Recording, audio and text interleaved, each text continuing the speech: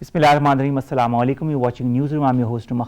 Today is the 3rd of August 2023, and the other stories that we will be discussing in detail in the course of our show. We'll begin with the gamut of relations that exist between our country and Iran in the context of the visit of the Iranian foreign minister, who's here on a 3-day official visit.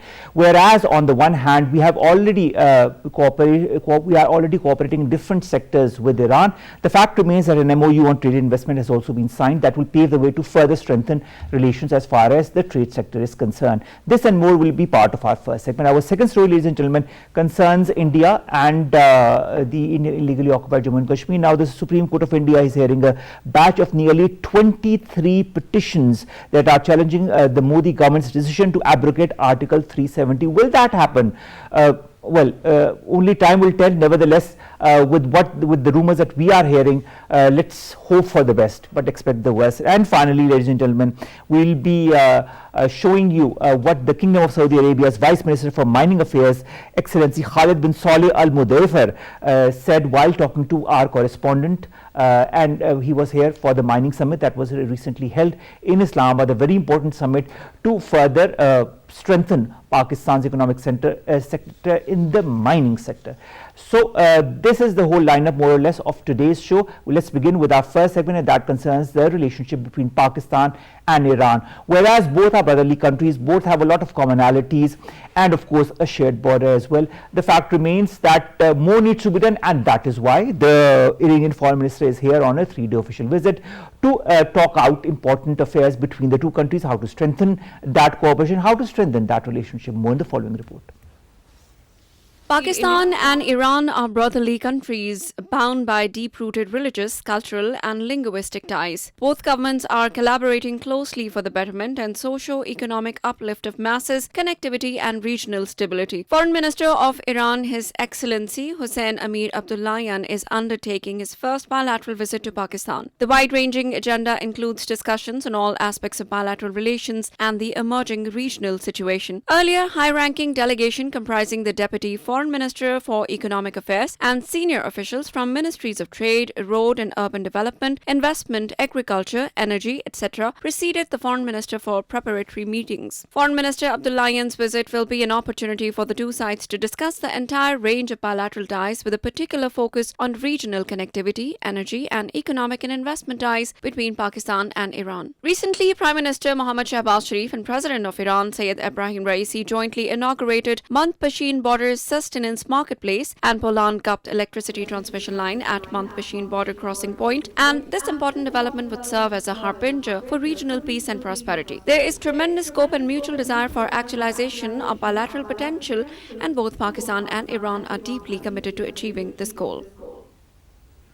To discuss Pakistan-Iran relations, what can be done, what needs to be done, and how important this is relationship for the region as well. We've been joined by Hamzah Rifaat Hussain, who is in the studios with us. Thank you very much, Hamzah, to have joined us. You're welcome. Hamzah, when you look at the beginning of the relations between Pakistan and Iran, Iran was the first country that recognized Pakistan after independence. Pakistan was one of the first countries that recognized Iran's new dispensation after the 1979 revolution. How, in your point of view, has this relationship evolved since? I think, first of all, Omar, Pakistan and Iran's bilateral relationship has basically gone through multiple stages of geostrategic and, you could say, challenging environments which have basically encountered both countries. I think Pakistan has prioritized its relationship with Saudi Arabia as well as the GCC, but that doesn't mean that, its official policy or foreign policy of neutrality has been compromised as far as Iran is concerned. I think the relationship could have been improved on multiple fronts. After the 1979 revolution that you alluded to, Pakistan has tried to make sure that whatever new dispensation actually takes place, Pakistan stays apolitical with regard to its foreign policy. And that has really helped nurture a very constructive relationship. We talk about oil cooperation, we talk about people-to-people ties. Obviously, we have a very large Shia population within Pakistan. They love visiting Iran to try and make sure that, they could conduct their pilgrimages. And at the very same time, Iran and Pakistan also cooperate as far as soft power cooperation is concerned. So I think it's a multifaceted relationship. It does need to improve because both countries have been hostage to geostrategic realities which are not of their own making. And I think if they are able to try and reset the relationship, to try and make sure that it navigates in the right direction, it would prove to be productive for both Iran and Islamabad. You talk of geostrategic geostrategic realities, what in your point of view are the regional shared interests of both our countries? Well, first of all, it's regional connectivity through the Belt and Road Initiative initiated by China under President Xi Jinping. And obviously Pakistan has a stake of extending CPEC beyond Afghanistan into Central Asia and also into Iran. And it fits into China's east-west connectivity prism as well. So I think regional connectivity is one. Number two is to try and make sure that they can go beyond, you could say, tensions. Obviously, Iran and Pakistan have had problems along the border as well. But in order to try and, you could say, reset those problematic issues, it's very, very important to initiate counterterrorism cooperation. Because Iran has a stake in a stable Afghanistan, Pakistan also has a stake in a stable Afghanistan. So if two countries can actually come together through regional, multilateral, and bilateral frameworks and try and come up with a, you could say, robust peace mechanism for Afghanistan, that is another area that they can actually cooperate on. The third would be to try and make sure that, as you well know, that Saudi Arabia and Iran have initiated rapprochement between each other, which was actually brokered by China. I think Pakistan has a stake in ensuring that the Saudi-Iran relationship is actually maintained to a large extent to try and make sure that it navigates in the right direction. Pakistan does not believe in taking sides. We have been victim of proxy warfare from Iran and Saudi Arabia. So we want to make sure that the relationship between both big, large Middle Eastern powers are actually moving in the right direction. So I think these are three broad areas. Obviously, there's regional connectivity and economic prosperity. You have the situation in Afghanistan, and obviously Iran's relationship with Saudi Arabia also constitutes that. Hamzah, you talk about the rapprochement between Iran and the Kingdom of Saudi Arabia. How has that helped or better shape Pak-Iran diplomatic relations? I think, first of all, it's a massive development, because if you take a look at consular access that's been provided to Tehran from Riyadh and vice versa, that has allowed diplomatic relations to be restored. And that's a massive thing, because Pakistan, under the previous government and under this current government, has been vouching for the fact that we believe in neutrality. We don't believe in siding with one country at the expense of the other. And we don't believe in ensuring that, we adopt a binary approach, whereby we believe that Saudi Arabia's interest should reign supreme, or Iran's interest reign supreme. So this rapprochement was brokered by China. It was not brokered by the United States. It wasn't brokered by the European Union. It wasn't brokered by the African Union. It wasn't brokered by Russia either. So that basically means, given Pakistan's strategic relationship with China and its all-weather friendship, this basically coincides very well with Pakistan's foreign policy and its orientation towards the region. And that has helped Pakistan. Obviously, the foreign minister is visiting Islamabad right now. That has helped Pakistan nurture this relationship with Iran by claiming that we don't believe in camps. We don't believe in taking sides. What we actually believe in is constructive relationships with all countries in the region, and you will not be excluded from that equation. And I think this will help this relationship move forward. All right. Now, speaking of the relationship moving forward, I've understood a little bit of what Pakistan's foreign policy is all about as far as Iran is concerned. In your point of view, what is Iran's foreign policy as far as Pakistan is concerned? How important is Pakistan in the scheme of things when it comes to Iran's foreign policy? I think Iran's major pivot, obviously they're extremely sensitive about their regional role. They've been under sanctions for quite some time. Obviously the JCPOA 2015 nuclear deal backfired on them as well. So they do see Pakistan as a major strategic partner. It's, this is a fallacy to believe that Iran and Pakistan actually don't view, they don't meet eye to eye on different issues. I think Iran does believe Pakistan is an extremely important strategic partner as far as regional connectivity is concerned, the situation in Afghanistan is concerned, and obviously with its broader pivot towards South Asia. The India factor is something that we cannot discard, because Pakistan does, obviously we do have a hostile relationship with India. Nurturing close ties with Iran could allow Iran to try and ask the Narendra Modi regime to basically back off as far as Pakistan is concerned. So that is where Iran can play a key pivotal role. Iran-Pakistan ties, if you take a look at the latest polls, some 71% of the Pakistani population believes, this is in 2022, they believe that Iran is a friendly country. It's a highly respectable nation. And if you take a look at the polls reverse, there's a slight decrease in percentage, but Iranian population also views Pakistan very favorably. The disputes would always be there. Obviously, the Sistan-Balochistan border and, you could say, the activities of the IRGC, the Iranian Revolutionary Guard Corps, and Jadnullah, and spoiler groups, they'll obviously be there. But despite that, the relationship does have the potential of moving in the right direction. So Iran does view Pakistan as an extremely important, you could say, pivot to try and make sure that they can maintain stable relations in the Middle East. All right, Hamzah, also, both the countries are part of the United Nations, they are part of the OIC, they are part of the ECO. How has their contribution in these multilateral fora helped foster the relationship between the two countries when it comes to issues of regional concern, when it comes to issues of global concern? Well, first of all, Pakistan and Iran, I think the best example is when Iran publicly denounced the revocation of Article 370 in Indian illegally occupied Jammu and Kashmir. Iran was one of the first countries to call out the Narendra Modi regime for its fascist designs within the valley. And obviously Pakistan and Iran also see eye to eye on the Palestinian issue. I mean, our passport says that, you cannot go to Israel. But as far as Palestine is concerned, it's considered to be the jugular vein of both Pakistan and Iran. True. So both countries have deliberated when, unfortunately, many of the, the rich Gulf states in the, in the Middle East have not been able to raise their voice the way Pakistan, Iran, and to a certain extent Turkey has on these issues. So I think Kashmir, Palestine, calling out Islamophobia for what it is. Obviously, we've had this horrific, unfortunate incident that took place in Denmark and also in Sweden.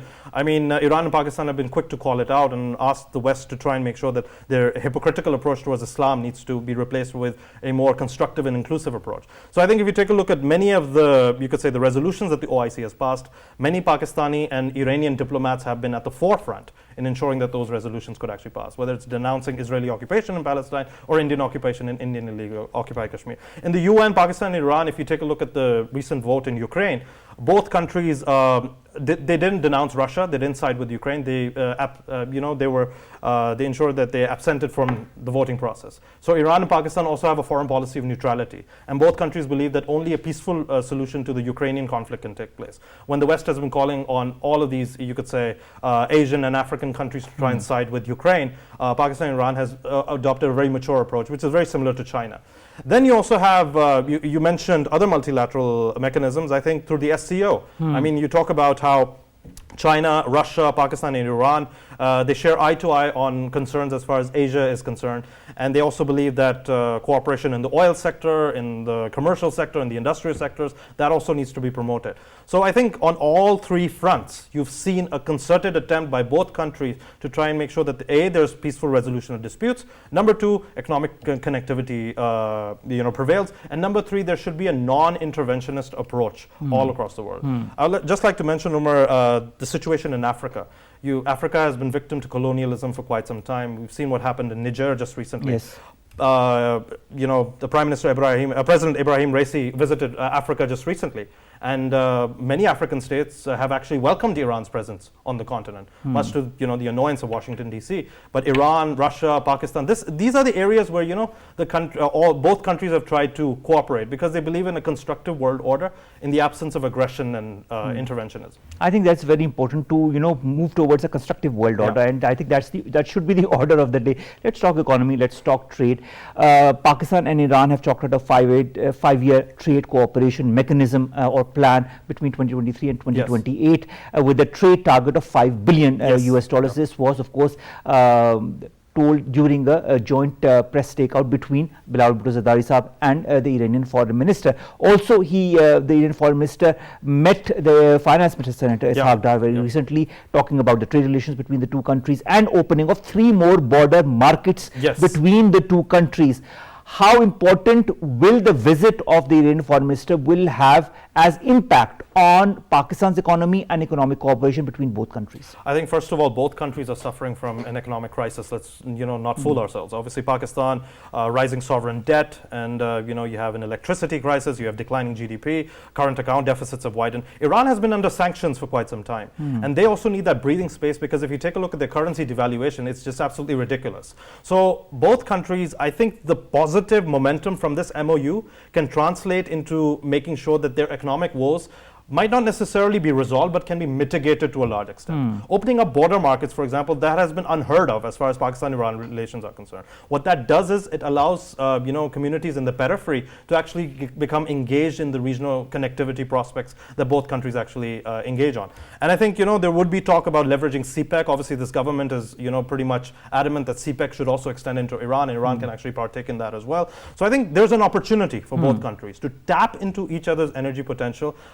I would love to see the Pakistan-Iran gas pipeline, for example, complete very quickly, because obviously we have gas shortages, and that also, acts to Iran's benefit, because exporting gas to Europe is subject to sanctions from, the European Union as well as the United States. So what this is going to do is that it offers an opportunity for both struggling economies to try and re-ramp their relationship and focus on increased GDP growth rates and oil and energy markets to try and resuscitate the economy. Because Pakistan and Iran have experimented with US aid, it hasn't really worked the way it's supposed to, and this is like an ideal platform. The other point is to try and leverage other countries as well. China, of course, I mentioned it in my talk, but Russia's role as well. Russia and Iran closely cooperate, whether it's the crisis in Syria, whether it's rebuilding Iran's... whether it be rebuilding Africa. Or building Africa for that matter. Vladimir Putin was recently there, and the chief of the African Union actually praised his role. So that's, again, it's a slap on the face of Western imperialism. And that is where the Pakistan and Iran can try to cooperate to try and make sure that this window of opportunity from both struggling countries can actually be taken hold of to try and resuscitate the economy. Whenever you talk of economy, you can never have a constructive relationship, a constructive economic relationship, without there being a proper, all the proper measures taken as far as security are concerned. You alluded to the border security issues we've had.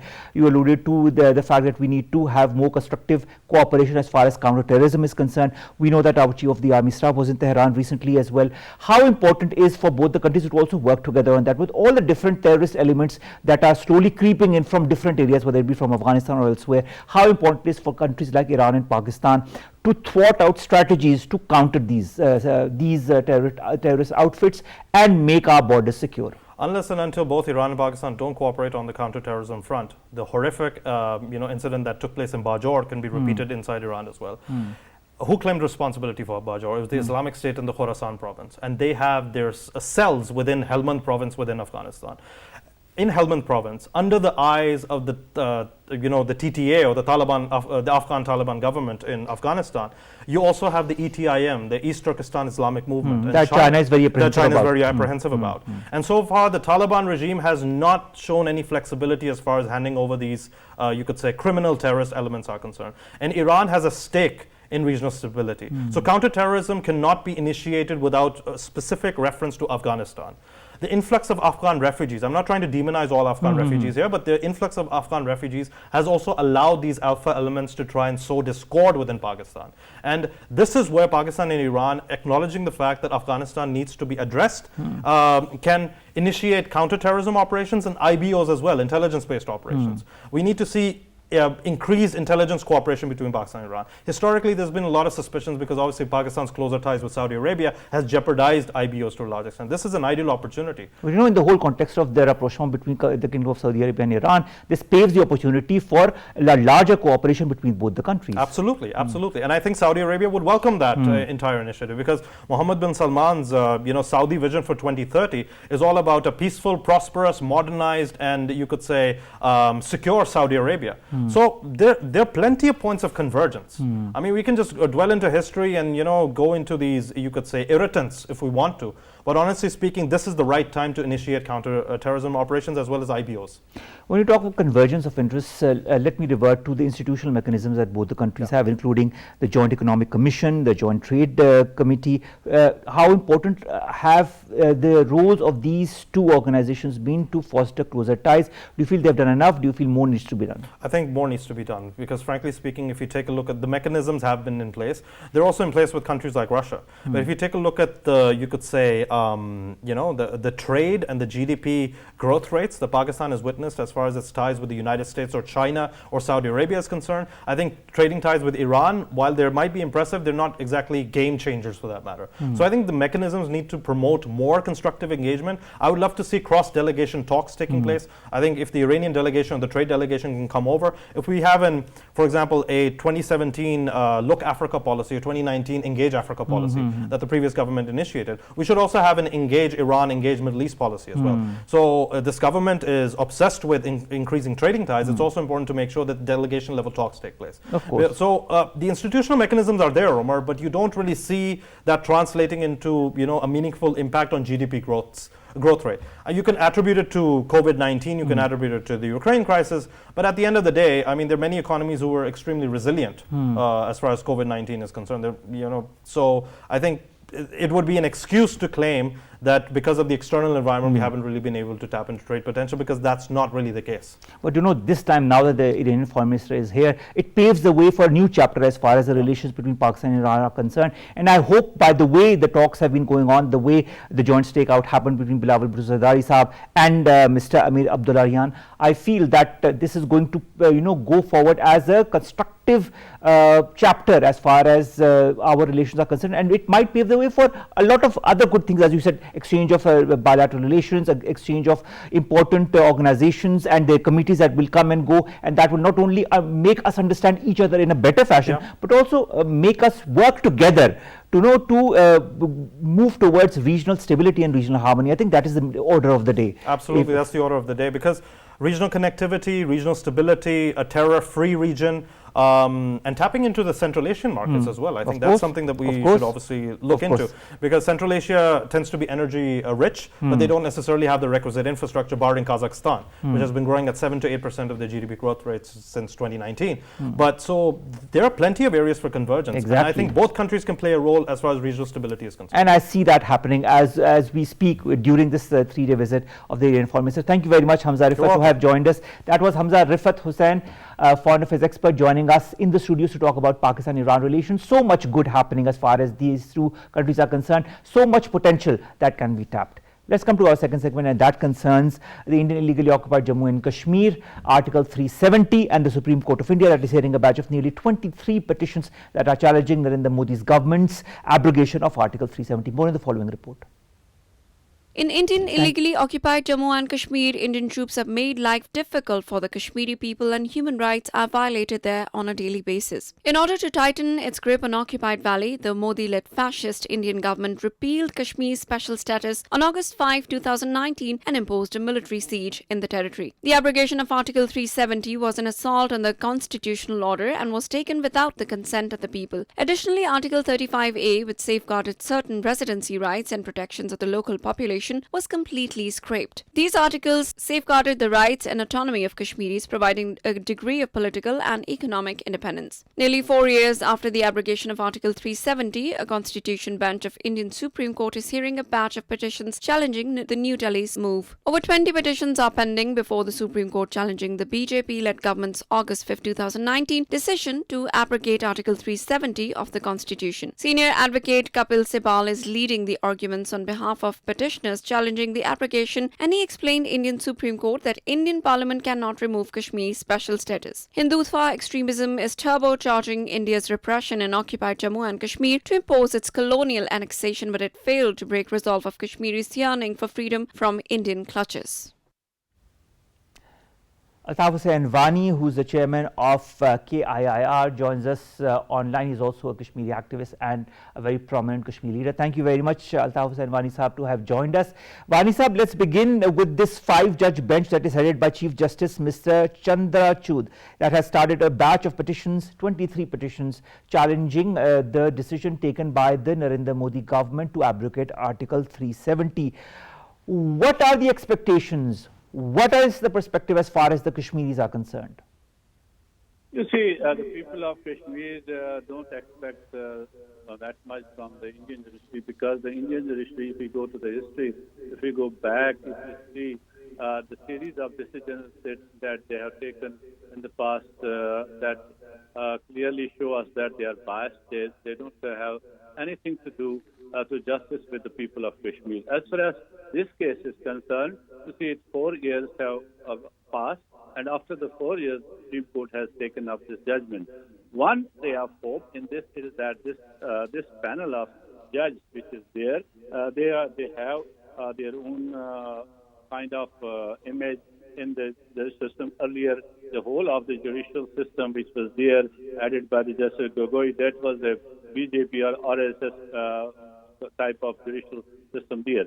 But having said that, the Article 370, the petitions in the court, there has been many times, Supreme Court in the past has said that there cannot be a change in the Article 370, it cannot be abrogated.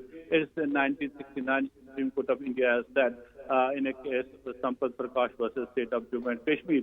And likewise, the way this article, if the Indian judiciary, the Supreme Court of India goes by the Constitution of India, goes by the books of law, then they should declare all what has been done null and void. Because everything which the government of India has done, that has no legal root. They have taken all the shortcuts and they have done it illegally. They have done it ultra constitutional. There's nothing according to the Constitution of India. On one hand, they give the rule of presidential order. They can amend the Constitution. They can amend. They can issue a presidential decree. But at the same time, the presidential decree also can only be implemented in Jammu and Kashmir with the consent of the Constituent Assembly, which was not there. The other route was to take the Article 268, which says the amendments in the Indian Constitution. That is, you have to amend the Constitution. You did not take that route too. So it is illegal by all means. But we have to see about the history of the Indian judicial system that has not been just to the people of Kashmir. All right. Now, Wani Saab, senior advocate Kapil Sibal, who you alluded to as well, is leading the arguments on behalf of the petitioner challenging the abrogation of Article 370. Do you feel Mr. Sibal will be able to expose the Narendra Modi government's plot to skip Kashmiris of their rights? We all know that, but will that be also judicially exposed?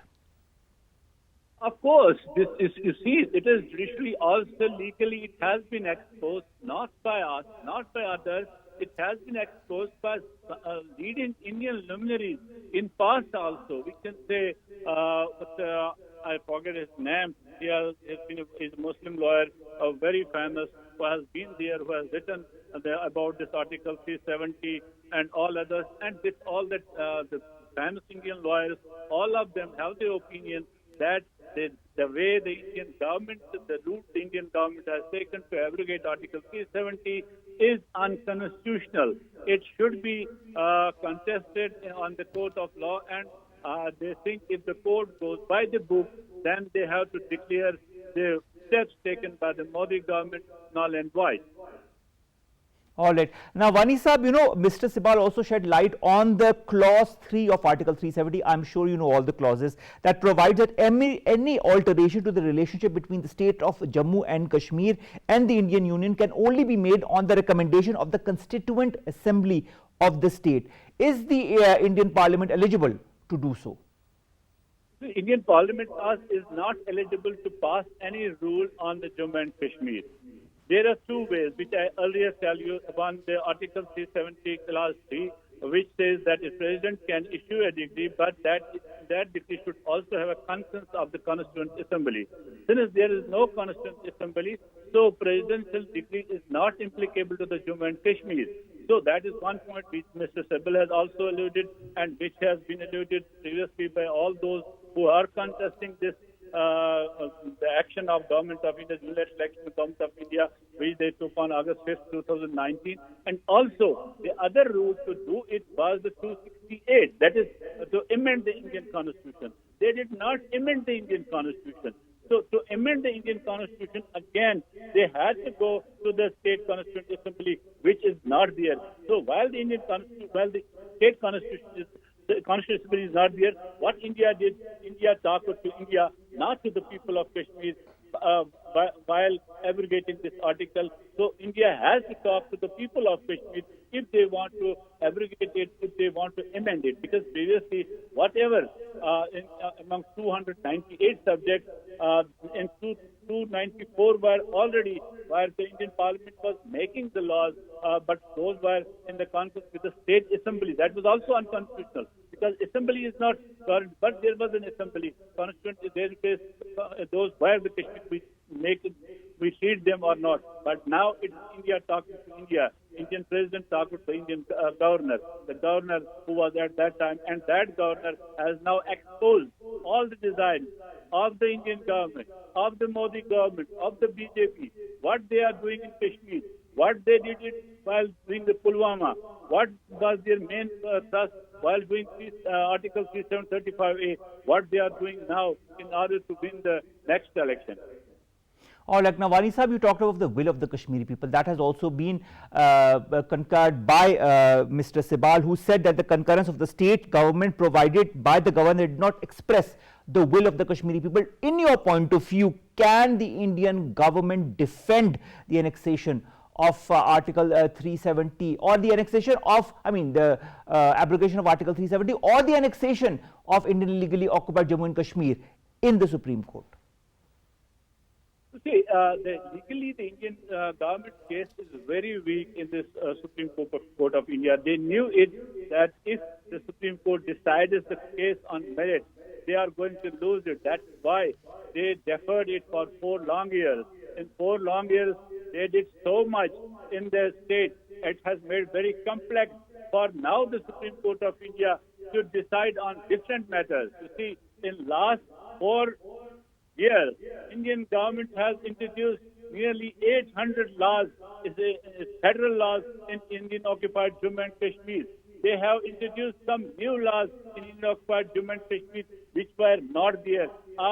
They have changed the very basics of the political landscape, this religious landscape, as well as the social fabric of Indian occupied Jammu and Kashmir. So how the Supreme Court of India has to do a lot if they are going to do a justice to the people of Kashmir, they are going to do justice to the Constitution of India. They have to say that whatever the Modi government has done, that has to be taken back. And we have to see, can Indian Supreme Court do it? This remains the $1 million question for everyone. All right, Wani Sahib, also, do you feel there is any precedent of any state being converted into a union territory? This is unprecedented. That the state union territories have been elevated to the states, but it's unfortunately that the state of Jammu and Kashmir, Indian occupied Jammu and Kashmir, was dismembered in 2 union territories, one of Ladakh without legislature and the other, the so-called Jammu and Kashmir with legislature, which is not settled here. After 4 long years, Indian government is still trying to create, the BJP is trying to create such a political environment in Jammu and Kashmir. They have changed the demographic on trying to change that. On the other hand, change it to some extent the demography in the parliament. Now handpicking the different sects of society in Kashmir in order to get more and more votes in different. And now these days you are listening the agitation in Jammu by Pahadis, by Gujars, by others, that what the Indian government is trying to do. They are trying to manipulate the social fabric of Indian occupied Kashmir in order to gain 45 plus or the 50 plus in the state legislature assembly to be, and then have a Hindu chief minister there. This is the dream of BJP, for which they are doing so much in Indian occupied Kashmir. Now, in your point of view, Wani Sahib, and I already know the answer to that, but in your point of view, can India portray normalcy in Indian illegally occupied Jammu and Kashmir under the military siege? You know that the government has submitted an affidavit, the Indian government has submitted an affidavit in the Supreme Court saying it had brought unprecedented development, progress, stability, security to the region, which was often missing during the Article 370 regime. Your take? The Indian government shamelessly, they portray it as a normalcy in Kashmir. They portray that there is development in Kashmir. If you go by the statistics, I will not go by just alleging anybody. I will go the statistics which the government of India has provided, which the government of the Indian occupied Jammu and Kashmir has provided. Those statistics say that unemployment rate in Indian occupied Kashmir has increased.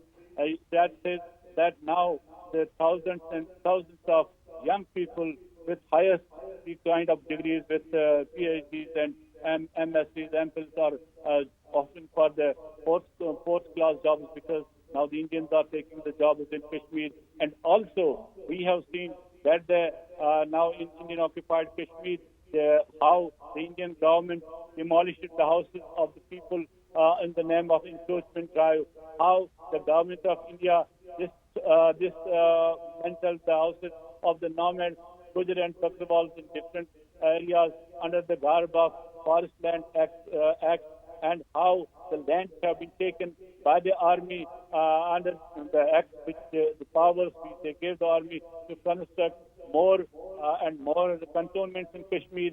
Now, looking at the figures, 700 boys, young people have been killed extrajudicially since the abrogation of Article 370 in Kashmir.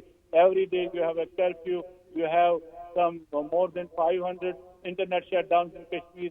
This is normalcy. We have Indian Parliament, Indian Minister says 10,000 Kashmiri women are missing since 5th of August 2019. Why did those women go? This is trafficking by the Indian army. This is normalcy of India. That is normalcy they show in Kashmir. If it is normalcy, if there is normalcy, why 10,000 troops here? If it is normal, 100,000 troops here. If it is normalcy, why we are equipped with so draconian laws? If it is normalcy, why don't we allow us to report about Kashmir? If it is normalcy, why don't you release the political leaders of Indian-occupied Jammu and Kashmir, which are languishing in different Indian jails and facing the sedition charges? If it is normalcy in Kashmir, why have you caged the human rights defenders of Kashmir, journalists of Kashmir? Release them. If it is normalcy, lift all those draconian laws. Give the press the freedom to release Mir Wais, just have a sermon in the Jamia Masjid Srinagar. Allow the people of Kashmir to fulfill their religious rights, which you don't allow. You allow the Amarnath Yatra. You allow the other things, the Hindu festivals here. You allow the militarized pilgrimage here. You allow the militarized tourism in Kashmir, but you don't allow the people of Kashmir to come, to assemble, to express themselves, to be there for them. If they express themselves, they see themselves in the jail, they see themselves facing sedition charges, they see themselves in far-flung areas in India in different jails. That is normalcy which India is rotating. And fortunately, the World Human Rights Organization have taken a serious note of all these. And when India tried to hold the G20 summit in Kashmir and tried to show the normalcy, it was badly exposed to the international community. Of course, that it was.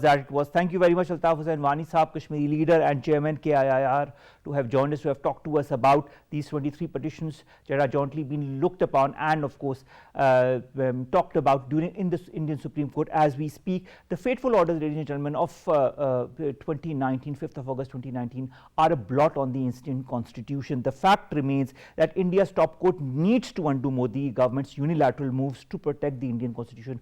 Will that happen? The next few days will let us know about that. Let's come to our last story, ladies and gentlemen. The Kingdom of Saudi Arabia's Vice Minister for Mining Affairs, Khalid bin Saleh Al Mudayfer, talked to our correspondent recently when he was here in Pakistan to attend the first mining summit that was held on a very large scale in our capital city. What did he have to say? Let's watch. Pakistan has a wealth of potential in mineral resources. Today we hear it is almost 6 trillion and $6 trillion that is in the earth. Mining and mining sector is a good base of developments, trade, foreign currencies, labor, workforces, and creation of jobs and economic activities. Pakistan has all what the right ingredients. It has the mineral potential.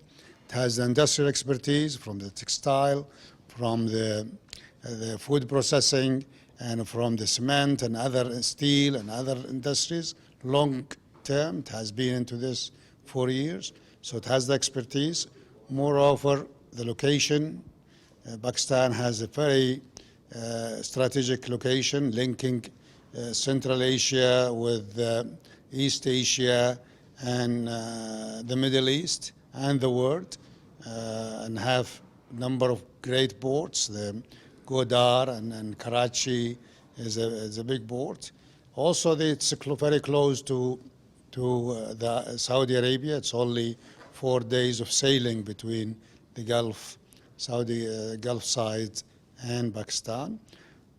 more importantly, the great wealth of Pakistan is the people of Pakistan. We have great, talented, well-educated, hard-working, committed workforce here. We know them because we have 2.7 million brothers and sisters inside co-working with us. They have helped develop Saudi Arabia, but more, they have helped to cement the relationship and between the two nations.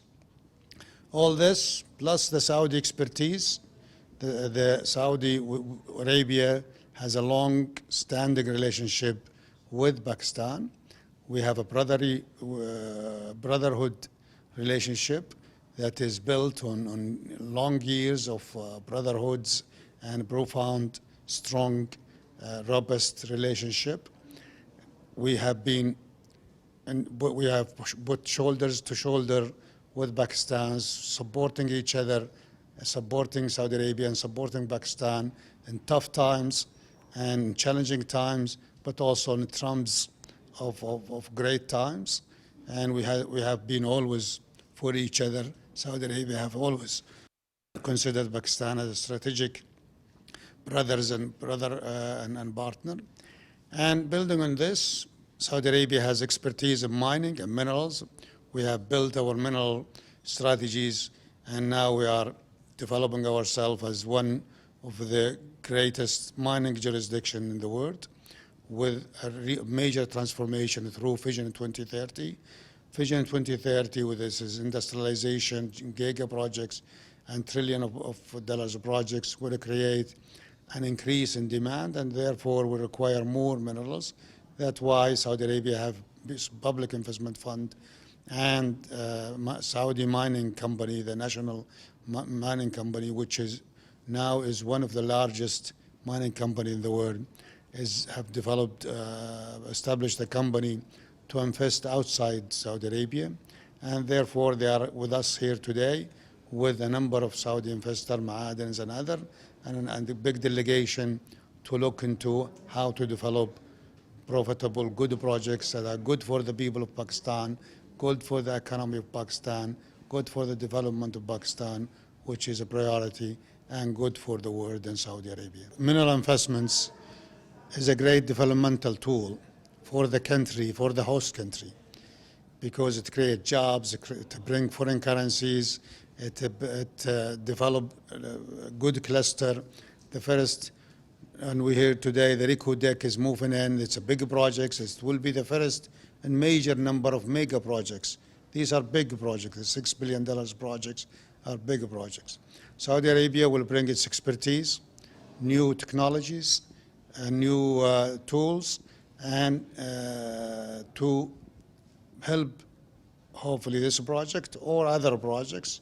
But most importantly, Ma'adin